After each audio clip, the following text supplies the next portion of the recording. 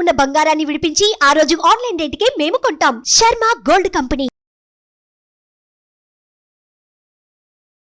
నమస్తే, welcome to Suman TV. నేను మీ యామ్ని. ప్రస్తుతం మనతో ఉన్నారు ప్రముఖ ఆధ్యాత్మికవేత్త, జ్యోతిష్య రత్న డాక్టర్ శ్రీమతి కోనాల భాగ్యలక్ష్మి గారు ఉన్నారు.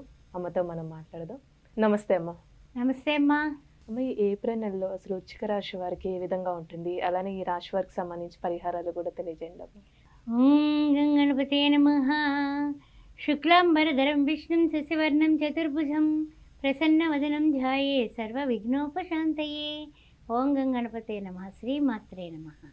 ముఖ్యంగా ఈ 1/4/2024 30/4/2024 ఏ విధంగా ఉండబోతోంది ద్వాదశ రాశుల వారికి అనే విషయాన్ని ఇప్పుడు ఒక్కసారి మనం పరిశీలిద్దాం.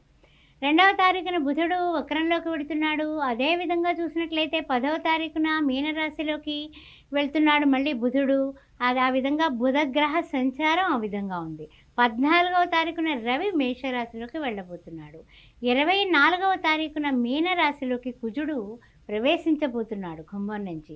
25వ తారీఖున శుక్రుడు తను ఉన్నటువంటి మీనరాశి నుంచి మేషంలోకి ప్రయాణం చేయబోతున్నాడు. ఇది ఈ యొక్క ద్వాదశ రాశుల్లోని గ్రహ సంచారం యొక్క విశేషమైనటువంటి ప్రయాణాలు ఇవి. సరే, ద్వాదశ రాశుల వారికి ఏ విధంగా ఉండబోతుంది అనే విషయాన్ని ఇప్పుడు మనం పరిగణలోకి తీసుకుందాం. విశాఖ 4వ పాదం, అనురాధ, జ్యేష్ఠ నక్షత్రాల వారికి వృశ్చిక రాశిలో ఉంటారు. వీళ్ళకి ఏప్రిల్ మాసంలో ఎలా ఉండబోతుందంటే, మొట్టమొదటి మనం చూసినట్లయితే కనుక ఏప్రిల్ మాసంలో 9వ తారీఖు వరకు ఉగాది 9వ తారీఖున ఉండడం వలన 9వ తారీఖు ఉంది. అంటే త్రివర్గ కూటమి కింద నడుస్తుంది. రవి కూడా 14వ తారీఖున మారుతాడు. కాబట్టి కొన్ని విషయాల్లో అంటే ఏంటంటే వాదనలు సాధనకి పనికిరాదు. ఎవరితోటి కూడా డిస్కషన్స్ పెట్టకండి. వృశ్చిక రాశి వారు గొడవలు పెట్టుకోకండి. ఇంట్లో తల్లిదండ్రులతో కానీ, పిల్లలతో కానీ, లేకపోతే బయట వాళ్ళతో కానీ, ఇంట కానీ బయట కానీ రచ్చవద్దు. అది చెప్పదగిన సూచన. తర్వాత ముఖ్యమైనటువంటి విషయం ఏమిటంటే, కొన్ని ప్రయాణాలు, ఆ తర్వాత పెట్టుబడులకి కూడా ఆటంకాలు వచ్చేటటువంటి కార్యక్రమం కనపడుతుంది. కాస్త ఆచితూచి వ్యవహారం చేసుకోవడం మంచిది. వృత్తి ఉద్యోగాలందు చిన్న తరహా పనిష్మెంట్లు లాంటివి మనకి వచ్చే అవకాశం ఉంది.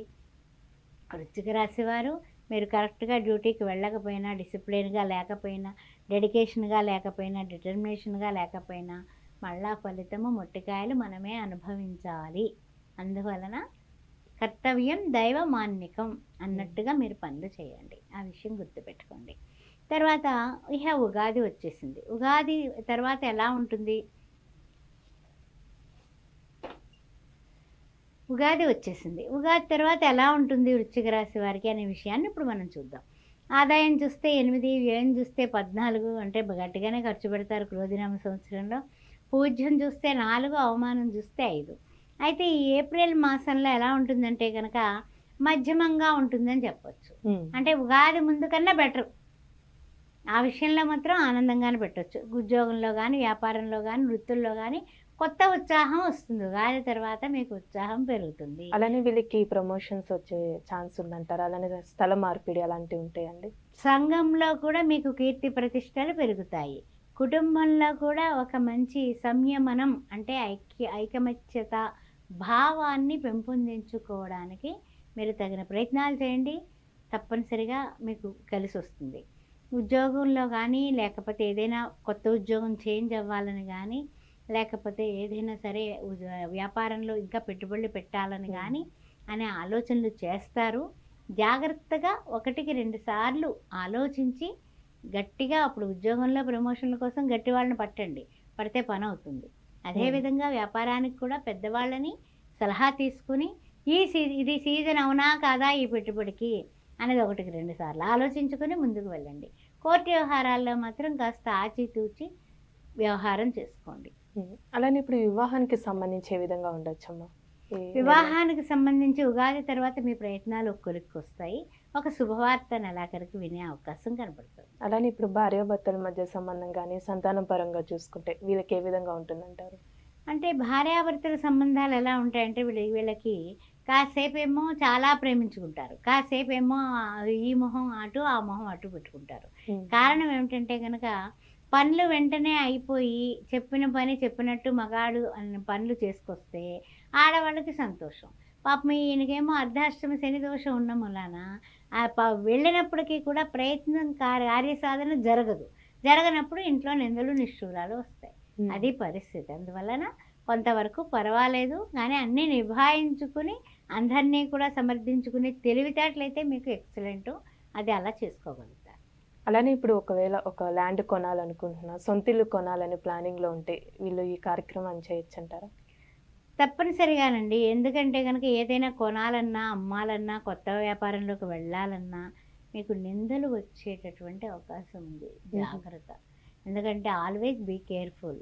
ఎందుకంటే అపవాదులు, నిందలు గబక్కన అనేస్తారు. ఏముంది, ఏమిటి, నీకేం తెలుసు, నువ్వెందుకు ఆ పెట్టుబడి పెట్టావు, నువ్వెందుకు కొన్నావు, నీవెందుకు చేసావు, మమ్మల్ని అడిగావా, మమ్మల్ని అడిగే చేసావా, ఇలాంటి నిష్ఠూరాలు, నిందలు అన్నీ రెడీగా ఉన్నాయి.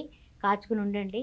అందువల్ల జాగ్రత్తగా ముందే అందరికీ కూడా సర్దుబాటు మాటలు చెప్పుకొని ముందుకు వెళ్ళండి. అది తెలివైన వాడి లక్షణం. అలానే రాశి వారికి ఎలాంటి పరిహారం చేసుకోవాలమ్మా?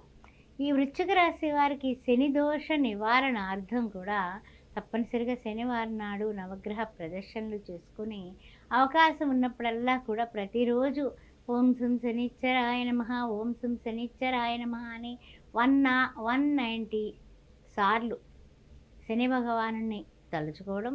నీలాంజన సమాభాసం రవిపుత్రం ఏమాగ్రజం ఛాయా మార్తాండ సంభూతం తం నమామి శనీశ్వరం. శనిచ్చరం, శనీశ్వరం అంటాం కదా, శనీశ్వరం కాదు, శనిచ్చరం అని ప్రతిరోజు 19 సార్లు చేసుకున్నా తప్పనిసరిగా శుభ ఫలితాలు ఉంటాయి. శనివారం నాడు మర్చిపోకుండా, మానకుండా చలివేంద్రానికి మజ్జిగ ఇవ్వడం కానీ, లేకపోతే అన్నదానం చేయడం కానీ మర్చిపోకుండా చేయండి. చాలా చక్కగా తెలియజేస్తారమ్మా. ధన్యవాదాలు. శ్రీమాత్రే నమః. సుమన్ టీవీలో మీ పర్సనల్ అండ్ బిజినెస్ ప్రమోషన్స్ కోసం కింది నెంబర్కి కాంటాక్ట్ చేయండి.